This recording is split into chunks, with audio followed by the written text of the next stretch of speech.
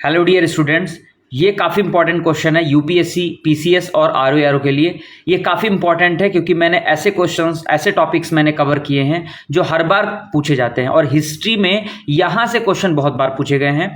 मैंने एंशियंट पढ़ाया है और उसके बाद में मॉडर्न पढ़ाया है। मेडाइवल भी कवर करूँगा और मेडाइवल में आप देखेंगे कि pre medieval and post medieval से जो इंपॉर्टेंट क्वेश्चन बन सकते हैं वो मैंने कवर किया है।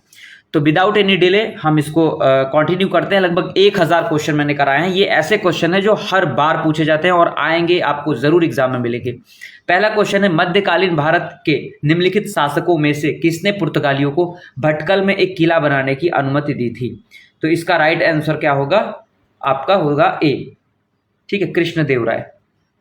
कृष्णदेवराय आपका राइट आंसर हो जाएगा। ठीक है, कितने लोगों को इसका आंसर पता था? कृष्णदेवराय इसका राइट आंसर होगा। चलिए, तो अब इसके बारे में थोड़ा सा देखें तो कृष्ण शराबी नदी के दक्षिण तट पर स्थित भटकल कर्नाटक में उत्तर कन्नड़ जिले का सबसे दक्षिणी बिंदु है। ये कहाँ पर है? कर्नाटक में है। ठीक है, चलिए आगे चलते हैं दूसरे प्रश्न की तरफ। मध्यकालीन भारत में शब्द फड़म किसे निर्दिष्ट करता था या किसे इंडिकेट करता था? तो इसका राइट आंसर हो जाएगा बी। फड़म एक तरह का क्या था? सिक्का था। सिक्के का एक प्रकार था फड़म। क्लियर? विजयनगर साम्राज्य के दौरान फड़म ऐसे सिक्के होते थे जिनका उपयोग दैनिक जीवन में किया जाता था। फड़म आमतौर पर मुख्य मुद्रा, पैगोडा या वराह का एक छोटा सा अंश था। त्रावणकोर फड़म दक्षिण भारत में त्रावणकोर राज्य द्वारा जारी धन का एक रूप था जो आज ज्यादातर केरल का हिस्सा है। क्लियर?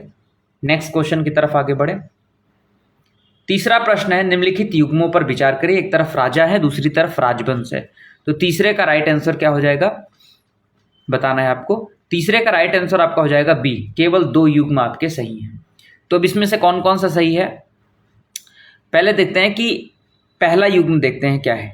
पहला युग्म सही है, यानी नानुक चंदेल राजवंश से जो है संबंधित है। ठीक है, तीसरा सही है, दूसरा सही नहीं है। दूसरा आपका सही नहीं है क्योंकि जो जय शक्ति है वो चंदेल शासक थे, परमार नहीं थे। ये चंदेल शासक थे। ठीक है, चंदेल शासक से संबंध रखते हैं। क्लियर? और तीसरा जो आपका नागभट्ट द्वितीय है ये सही है, ये गुर्जर प्रतिहार वंश से संबंध रखते थे। फिर चौथा आपका सही नहीं है, भोज जो था वो एक परमार वंश था, राष्ट्रकूट नहीं था, ये एक परमार वंश था। ठीक है, भोज जो है आपका, भोज जो राजा भोज गंगुतेली वाला है वो परमार वंश से जो है ताल्लुक रखते हैं। चौथा प्रश्न है, भारतीय इतिहास के संदर्भ में निम्नलिखित कथनों में से कौन सा सही है? आपके पास 3 ऑप्शन दिए हुए हैं, आपको बताना है। चौथे का राइट आंसर आपका क्या होगा? बी हो जाएगा। केवल 2 आपका सही है, यानी विजयनगर साम्राज्य से मैसूर राज्य का उदय हुआ। क्लियर? ये आपका सही है। आरकोट के निजामत के मुगल सम्राट औरंगजेब द्वारा स्थापित किया गया था और यह हैदराबाद के निजाम की कानूनी निर्भरता थी। यह हैदराबाद राज्य से नहीं निकला था। पहला जो है मैंने बताया, पहला जो ऑप्शन है इसके बारे में। क्लियर? तीसरा आपका ऑप्शन क्या है? जो रुहेलखंड है, रुहेलखंड के राज्य और वंगास पठानों का राज्य भारत में अफगानों के प्रवास का परिणाम था। अफगानिस्तान में राजनीतिक और आर्थिक उथल पुथल के कारण 18वीं शताब्दी के मध्य में भारत में अफगानों को बड़े पैमाने पर आप्रवासन हुआ। अली मोहम्मद खान ने एक छोटे से राज्य रुहेलखंड की स्थापना के लिए नादिर शाह के आक्रमण के बाद उत्तर भारत में सत्ता के पतन का लाभ उठाया। यह उत्तर में कुमायूं और दक्षिण में गंगा के बीच हिमालय की तलहटी का क्षेत्र है।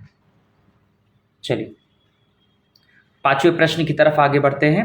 निम्नलिखित विदेशी यात्रियों में से किसने भारत के हीरे और हीरे की खदानों की विस्तृत रूप से चर्चा करी है? तो 5वें का राइट आंसर क्या होगा? ये हो जाएगा आपका बी, जीन बैप्टिस्ट टैवर्नियर। ये इसका राइट आंसर बी होगा। चलिए, निम्नलिखित में से कौन सा काकतीय साम्राज्य का एक अत्यंत महत्वपूर्ण बंदरगाह था? तो छठे का राइट आंसर क्या हो जाएगा? बी, मोटुपल्ली। मोटुपल्ली के बारे में थोड़ा सा जानते हैं। तो काकतीय वंश का एक दक्षिण भारतीय राजवंश था और काकतीय वंश की राजधानी ओरुगल्लु थी, जिसे वारंगल के नाम से जाना जाता था। मोटुपल्ली गणपति एक महत्वपूर्ण काकतीय शासक के राज्य के रूप में एक महत्वपूर्ण बंदरगाह भी था जहां अक्सर विदेशी व्यापारी आते थे। चलिए नेक्स्ट क्वेश्चन की तरफ आगे बढ़ते हैं। 7वां प्रश्न है, विजयनगर के शासक कृष्णदेव की कराधान प्रणाली के संबंध में निम्नलिखित कथनों पर विचार करिए। तो 7वें का राइट आंसर क्या हो जाएगा? इसका राइट आंसर होगा 1 और 2 दोनों सही है आपका। यानी भूमि की गुणवत्ता के आधार पर भूमि की कर दर निर्धारित की जाती थी। दूसरा था, कार्यशालाओं के निजी मालिकों ने उद्योग कर का भुगतान किया। तो ये आपका 7वां आंसर आपका राइट होगा। चलिए आगे बढ़ते हैं 8वें की तरफ। 8वां प्रश्न है आपका, एक तरफ आपका मध्यकालीन भारतीय राज्य है, दूसरी तरफ वर्तमान क्षेत्र है। तो 8वें का राइट आंसर क्या हो जाएगा आपको बताना है। इसका राइट आंसर होगा बी, केवल 2, यानी दुर्गरा जो है वो आपका जम्मू का रीजन है। अब इसके बारे में थोड़ा सा बात करें तो विकल्प बी आपका सही होता है। देश की प्रकृति के कारण हिमालय की तलहटी ने ऐसे छोटे राज्यों के उद्भव के लिए मार्ग प्रशस्त किया। 9वीं शताब्दी में कई पहाड़ी राज्यों का उदय हुआ, जिनमें से कुछ ने हाल के वर्षों तक एक दूसरे के साथ युद्ध और मैदानी लोगों के साथ लगातार संघर्षों के बावजूद भी अपनी पहचान बनाए रखी। जिसे चंपाका जो है हिमाचल प्रदेश में, चंबा, ये कहाँ पर है? हिमाचल प्रदेश, चंबा। आप गाने भी सुनते हैं, कई सारे गाने हिमाचली जो है बने हुए हैं, वहाँ पर आप चंबा, एक गाना बहुत फेमस है, ठीक है। तो हिमाचल प्रदेश जो है आपका चंपाका जो है कहाँ पर है? हिमाचल प्रदेश में है, ठीक है। दुर्गारा आपका जम्मू में है और त्रिगर्त आपका जालंधर में है। त्रिगर्त भी पूछा जाता है, आपका जालंधर में है। आपका कुलुता हिमाचल प्रदेश में, कुल्लू ये भी है, कुल्लू घाटी में है, ये भी हिमाचल प्रदेश में है। तो आपका चंपाका और कुलुता क्या है? हिमाचल प्रदेश का पार्ट है। बाकी दुर्गरा आपका जम्मू का है, ठीक है। चलिए 9वां प्रश्न आपका देखते हैं क्या होगा इसका राइट आंसर। कृष्णा नदी की एक सहायक नदी के दक्षिण तट पर एक नए नगर की स्थापना की और उस देवता के प्रतिनिधि के रूप में अपने इस नए राज्य पर शासन करने के दायित्व को लिया, जिसमें बारे में जाना जाता था कि कृष्णा नदी से दक्षिण की समस्त भूमि उस देवता की है। तो 9 का राइट आंसर आपका हो जाएगा हरिहर प्रथम के बारे में ये कथन कहा जा रहा है। विजयनगर जिसको विजयों का शहर कहा जाता था, और हरिहर प्रथम और बुक्का ने 14वीं शताब्दी में विजयनगर साम्राज्य की स्थापना करी थी। ये उत्तर में कृष्णा नदी से प्रायद्वीप के चरम दक्षिण यानी कृष्ण तुंगभद्रा द्वाब, इसको लेके काफी लड़ाई भी होती थी, तक ये फैला हुआ था। हरिहर प्रथम ने तुंगभद्रा नदी, कृष्णा की एक सहायक नदी है ये, इसकी घाटी पर नियंत्रण स्थापित किया। फिर धीरे धीरे उसने कोंकण और मालाबार तट के कुछ क्षेत्रों में अपने नियंत्रण का विस्तार किया। उस समय तक जो होयसल थे, उन्होंने अपनी अंतिम शासक वीरबल्लाल थर्ड को खो दिया, जो मदुरै के सुल्तान से लड़ते हुए मारा गया। और इस राजनीतिक रिक्तता के ने हरिहर प्रथम को एक संप्रभु शक्ति के रूप में उभरने में मदद करी। इससे संपूर्ण होयसल प्रदेश सीधे उसके शासन में आ गया। तो ये था 9वां प्रश्न।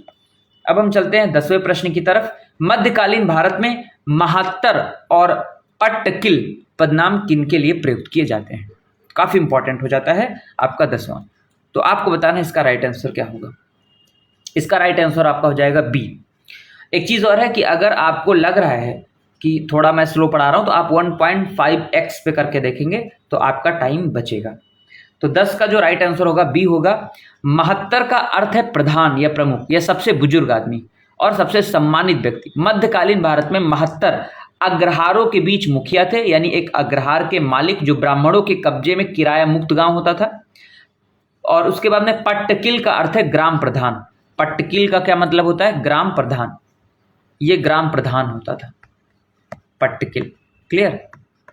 पट्टकिल आपका गांव का प्रधान माना जाता था। पट्टकिल के विपरीत महतारा एक गैर सरकारी और संभवतः लोगों के प्रतिनिधि थे। जो आपके महत्तर होते थे ये गैर सरकारी होते थे। क्लियर? ये आपके गैर सरकारी होते थे। तो ये 10 क्वेश्चंस मैंने कराए हैं। धीरे धीरे 10 ऐसे करके क्वेश्चन कराएंगे, जिससे आपको बहुत ज़्यादा बर्डन भी ना लगे। ये मुश्किल से 10 मिनट का लेक्चर है। 10 क्वेश्चन और उससे रिलेटेड जो भी मैंने कराया, 10 में से 10 और आप ऐड कर लो, क्योंकि ऑप्शन सहित मैंने उसमें चीज़ें और भी जोड़ी हैं, ऐड ऑन करी हैं। तो 10 क्वेश्चन 10 मिनट में मैंने आपको करा दिया है। आप इसको 5 मिनट में देख सकते हैं 1.5x पे या 2x पे लगा के, जिससे आपका टाइम बच जाएगा। तो ये काफ़ी इंपॉर्टेंट है। आप इसको शेयर करते रहेंगे, जिससे हम और अच्छे क्वेश्चंस लेके आएंगे। हमारे पास में देख सकते हैं आप, हमारे पास में पीपीटी पूरी बनी हुई है बहुत अच्छे क्वेश्चंस की, जो हम अपने नेक्स्ट जो है वीडियो में कराएंगे। तो ये हमारी पीपीटी, आप इसको देख सकते हैं। बहुत अच्छे क्वेश्चन है जो एग्जाम में आपको आएंगे, काफ़ी अच्छे क्वेश्चन, और एग्जाम में देख लिए आप आया हुआ भी है, तो इससे आपका टाइम वेस्ट नहीं होगा। तो आज के लिए इतना ही रखते हैं। Thank you, bye bye.